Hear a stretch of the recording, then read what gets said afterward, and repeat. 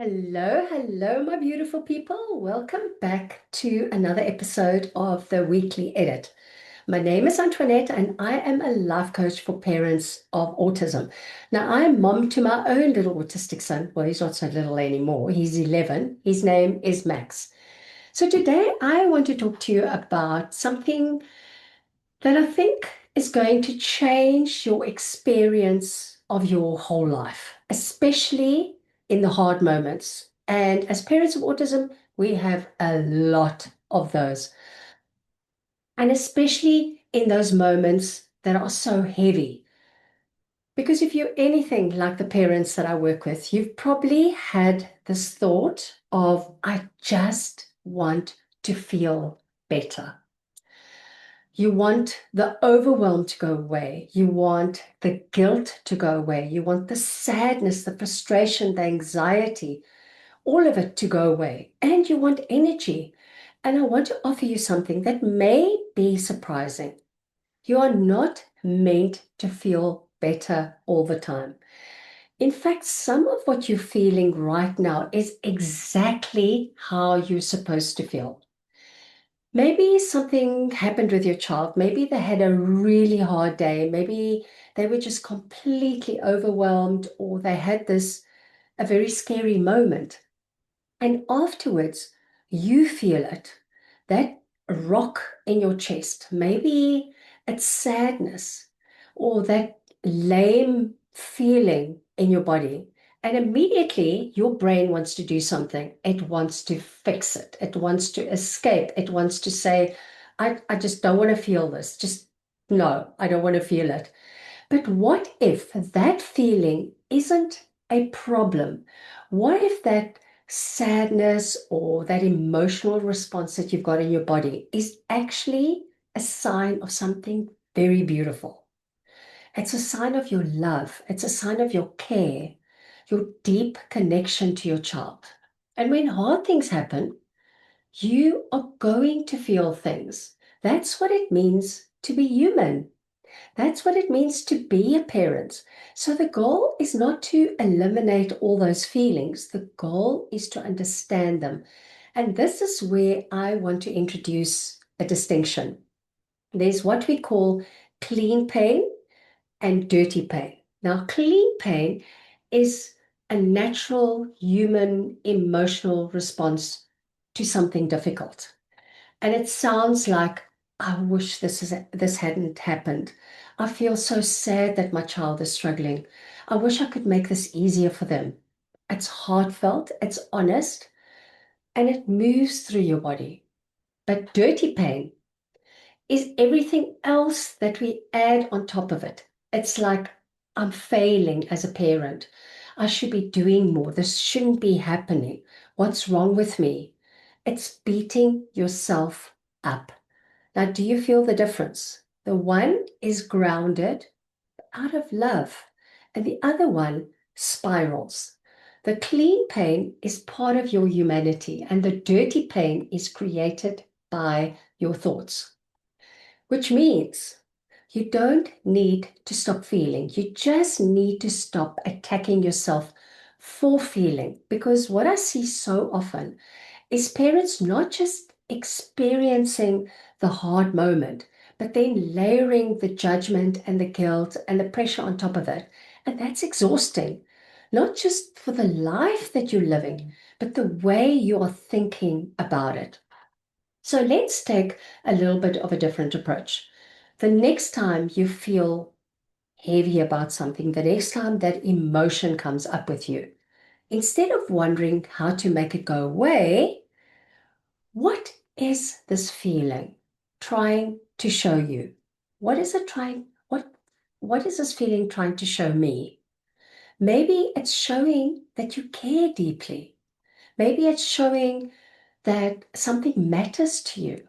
Maybe it's showing you that this is a hard season and you're right in the middle of it. And none of that is a problem. And now here's the next layer. And this is where your power comes back. You don't control every circumstance in your life. You don't control every outcome or result.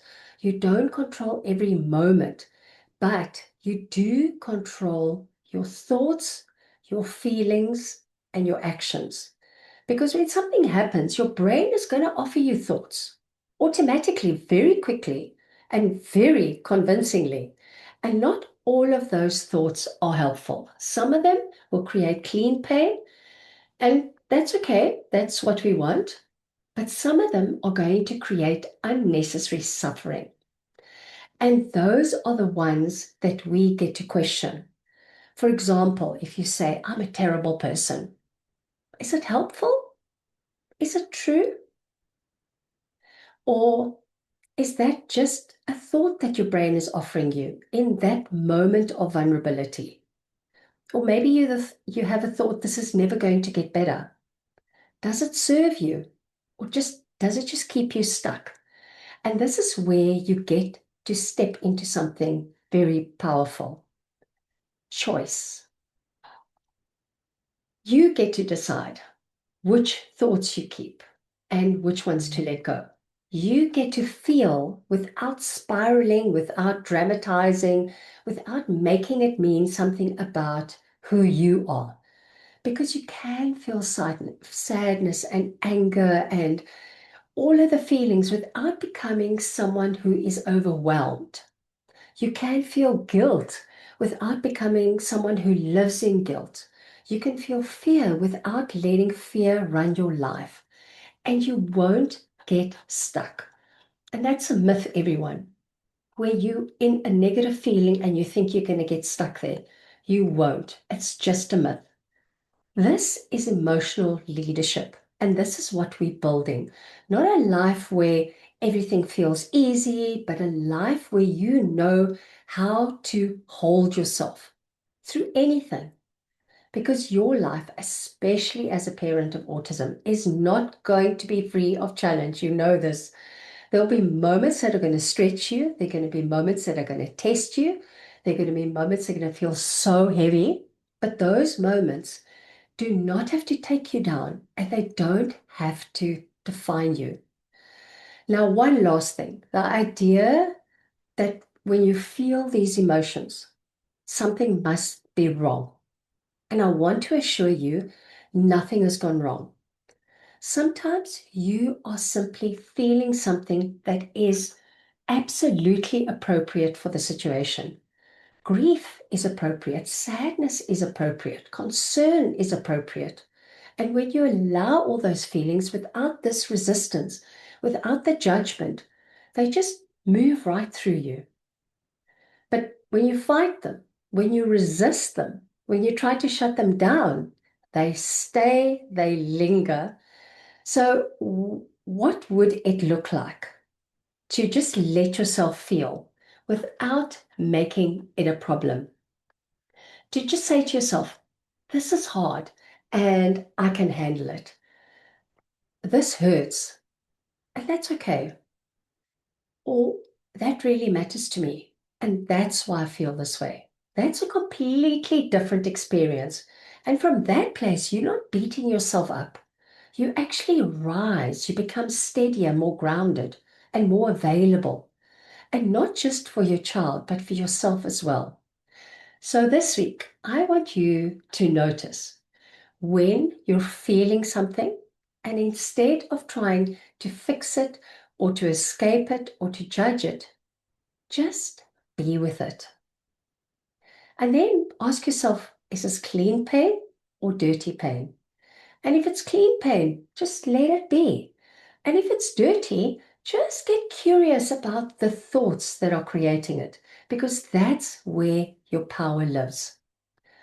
Okay, that's what I have for you today, folks. So I just want you to remind you to join the private Facebook group, and we can continue this discussion there or any other that you would like to discuss.